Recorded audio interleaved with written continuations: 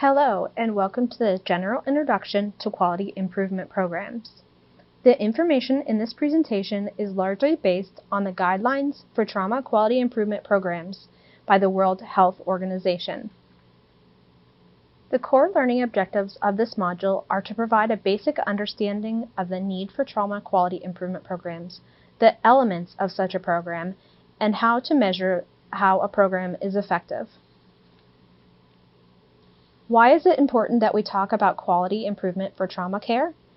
Injury is a major public health problem. Each year, 5.8 million people die from injury and many more are disabled. The burden is especially high in low and middle income countries where over 90% of injury deaths occur. Responses to this problem must encompass both prevention and improvements in the care of the injured victims.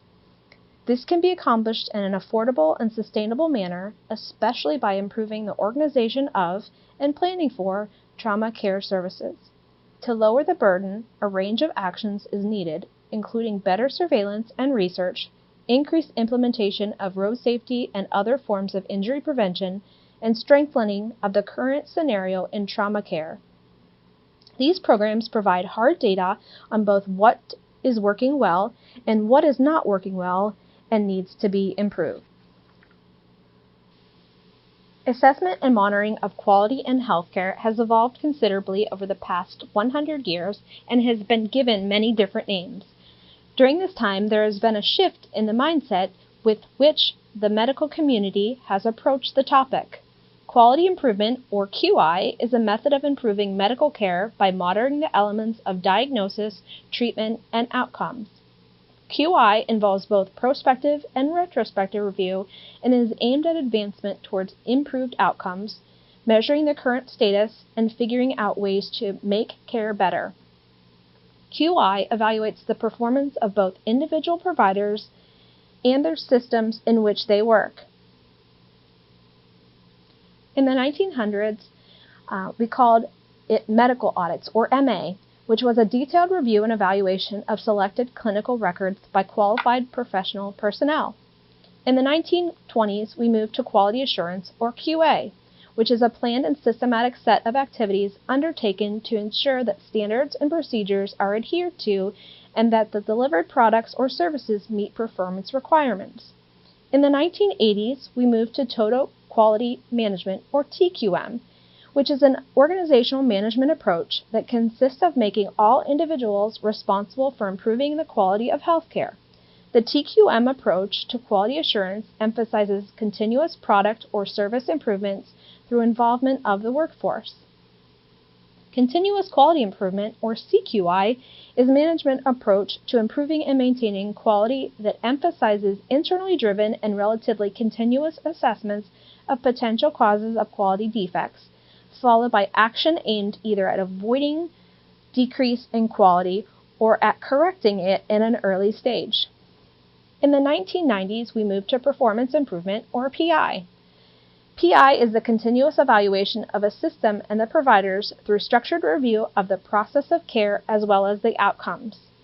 PI has evolved from previous quality assurance paradigms and represents a more scientific and evidence-based continuation of those standards.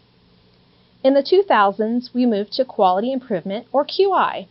QI is a method of evaluating and improving processes of a patient care which emphasizes a multidisciplinary approach to problem solving and which focuses not on individuals but on the systems of patient care that may be the cause of the variations.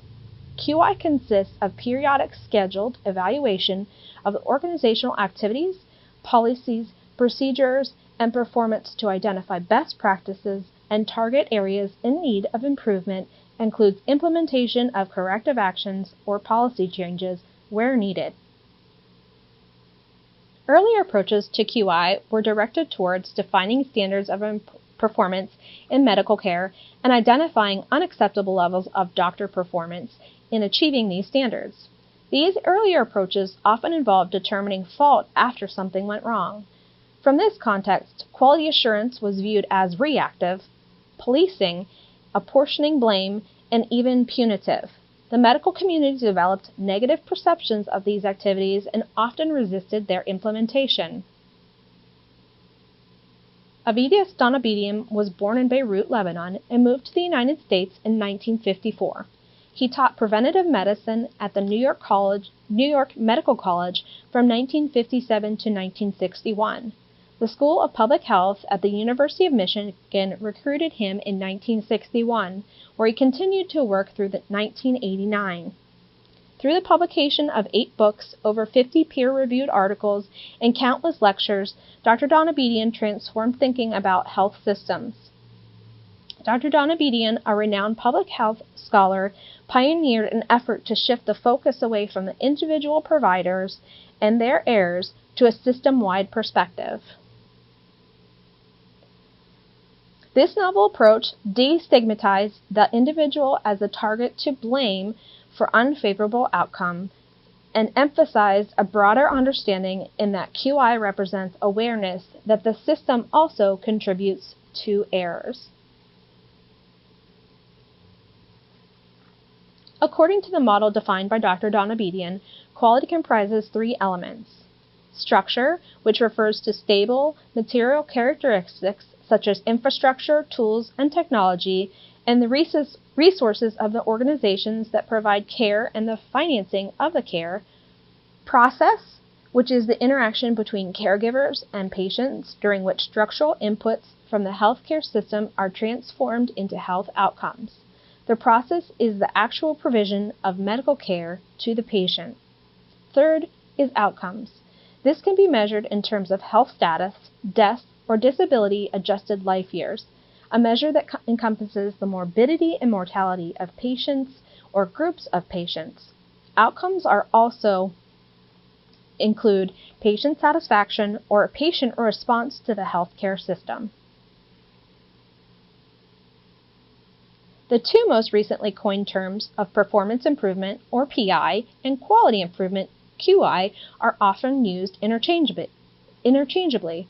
Both PI and QI assert the need for data and take the systems view. Both PI and QI attempt to avoid attribution of blame and reactive stances and work to create systems that prevent errors from happening. Results are achieved through a process that considers institutional context, describes desired outcomes, identifies gaps between desired and actual performance, identifies root causes, select interventions to close those gaps, and measures changes in performance. Although many similarities exist between the 2 processes, the 2 concepts are subtly different. Quality improvement, or QI, shifts the focus from clinical performance and emphasizes the leading role that systems play as a comparable contributor to outcomes. PI implies a particular emphasis on the human performance within the system, whereas QI emphasizes the equivalent yet separate contributions of both the system and human components. Despite their differences, PI and QI have the common goal of improving health care by providing high-quality, sustainable health services through measuring and improving institution and individual outcomes. They use detailed data to identify areas for improvement, and then formal, planned, and organized activities are undertaken to ensure that the best possible patient outcomes are achieved. The quality of healthcare delivery must be seen as reality as well as rhetoric, and must be recognized as having equal importance to the cost of the healthcare delivery. Many of the most useful corrective strategies involve transmission of knowledge rather than costly financial or physical plant investments. QI is based on structured and continuous evaluation of processes of care and outcomes. The hard work and motivation of clinicians, although important, are not enough, and especially not enough to understand and address systems issues. Quality management across industries is a complex field based on the following: theories of human motivation, organizational behavior, research, statistics, and evidence-based studies. The goal is to minimize the gap between theory and the realities of implementation. QI methods must be systematically practiced within a well-designed organizational structure. Morbidity and mortality, or M&M reviews, by individual specialties or departments can serve as a foundation for the QI process, but additional processes such as regular multidisciplinary reviews, must support a mature QI program. In general, formal QI programs must have the essential attributes listed within this slide. The program must be scheduled, planned, and organized. There must be a dedicated clinician leader who takes the lead in ensuring quality and is invested with power and authority by the hospital administration. QI must be multidisciplinary in nature and achieve buy-in from all participants. Peer review processes must be uniform, non-political, and honest, and should incorporate evidence-based medicine. Evaluations must be critical but not destructive. A fair and nonpartisan approach to the respects of opinions and roles of the deliverers of healthcare is essential. The program must be driven by predefined objectives, criteria, and outcome definitions. Infrastructure, logical support, and investment are needed to ensure the improvement of quality. Hard data must be incorporated. Data collection must be ongoing. The program should incorporate methods not only for identifying problems, but also for fixing problems, often termed corrective strategies. The program should measure what is achieved by the corrective strategies to confirm that they have had their intended effect, often termed closing the loop. The program should be implemented with a commitment for sustained activity and improvement using ongoing data monitoring, data analysis, and corrective strategies. Specifically, the QI process must have the authority and be accountable. Clinical care is multidisciplinary, extending across multiple departments and a wide range of hospital staff as well as various physical locations within the hospital. Because of the vast scope of influence mandated by the QI process, the leader, usually a clinician, must be given authority by the hospital or appropriate bodies in the case of QI for region-wide trauma systems. Since multiple disciplines are necessary to achieve optimal patient outcomes and must participate in the QI process, the leader of QI must be held accountable and should be empowered to make administrative decisions, including checking credentials, assessing abilities, and actively participating with others in hospital management in hiring and dismissal decisions of staff involved in patient care. Active participation and buy-in to the formal QI process is required for the medical staff as well as nursing and administration. For region-wide trauma services, similar participation and buy-in is required from other stakeholders such as pre-hospital care providers and those providing rehabilitation services. To be effective, QI must be structured and organized, be practiced at regular intervals, utilize objectively defined standards to determine quality of care are necessary, as are explicit definitions of outcomes derived from relevant standards. QI must be supported by appropriate infrastructure and use reliable methods of data collection. The goal in data collection and analysis is to obtain consistently valid and objective information identifying opportunities for improvement. Results of analysis must define corrective strategies. A continuous cycle of monitoring, assessment, and management should be performed routinely. The formulation of corrective strategies or action plans in response to identified opportunities for improvement are essential to QI. Corrective strategies or action plans are structured efforts to improve suboptimal performance identified through the QI process. Corrective strategies are basically proposed solutions for fixing a problem or process that must be either case-specific or system-specific. The quality of healthcare delivery must be seen as reality as well as rhetoric, and must be recognized as having equal importance as the cost of healthcare delivery. Many of the most useful corrective strategies involved transmission of knowledge rather than costly financial physical investments. Potential corrective strategies are included on this slide. I would also like you to take a moment to think of other potential corrective strategies that you have used within your institution. Now that you have those strategies within your mind, let's look at this slide. Guidelines, pathways, and protocols can be potential corrective strategies.